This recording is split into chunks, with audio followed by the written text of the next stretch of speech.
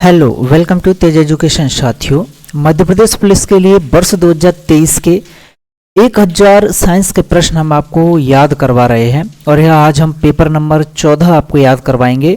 साथियों, खास जानकारी आपको बता दूं कि आप व्हाट्सएप ग्रुप जरूर ज्वाइन करें, जिस पर MP पुलिस लिखकर आपको इस व्हाट्सएप नंबर पर भेजना है। और प्रैक्टिस बैच और साथ ही साथ आपके लिए ब्रह्मास्त्र PDF केवल 99 रुपए में एप्लीकेशन पर अभी उपलब्ध है।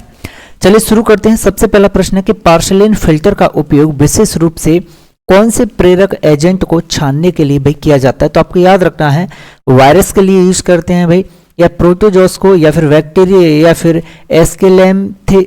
एस्केलमेथीज, या फिर नेमेटोडा को छानने के लिए यूज करते हैं। तो आप याद रखें कि पोर्सिलेन फिल्टर जो रहता है इसका यूज बैक्टीरिया को छानने के लिए किया जाता है।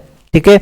अगला प्रश्न है कि जल प्रदूषण के मामले में इनमें से कौन अपवाद है, अर्थात ऐसा कौन सा इनमें से विकल्प है जिससे जल प्रदूषण नहीं होता है। ठीक, विकल्प है हाइड्रेला, या सीवेज, या तेल फैलना, या फिर डिटर्जेंट पानी। तो आप याद रखिएगा हाइड्रेला इसका सही जवाब है, यह एक अपवाद है जल प्रदूषण के मामले में।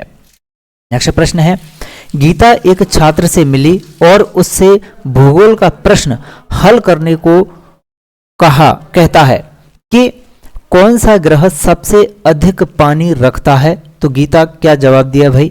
विकल्प है कि पृथ्वी सबसे ज्यादा पानी रखती है, या नेपच्यून, मंगल, या फिर बृहस्पति। तो आप याद रखिएगा पृथ्वी पर सबसे ज्यादा पानी है। अगला प्रश्न है कि एड्स के सही रोग निदान के लिए किस परीक्षण का भाई प्रयोग किया जाता है, कौन सा टेस्ट किया जाता है एड्स के निदान के लिए। विकल्प है CT का यूज करते हैं, या MRI, या एलिसा टेस्ट किया जाता है, या फिर पेट टेस्ट किया जाता है। तो आप याद रखें कि एड्स के लिए जो टेस्ट किया जाता है उसका नाम है साथियों एलिसा टेस्ट। ठीक। नेक्स्ट प्रश्न है कि क्षय रोग किस रोगाणु से होता है।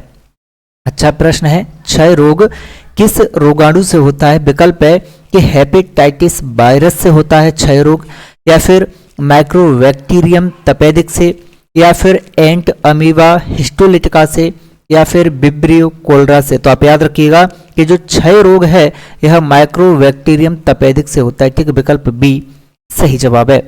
अगला प्रश्न है कि रबी की फसलें उगाई जाती हैं कब, सर्दी में, गर्मी में, बरसात में, या फिर शरद ऋतु में। तो आप याद रखिएगा कि जो रबी की फसलें होती है साथियों ये सर्दी में उगाई जाती हैं।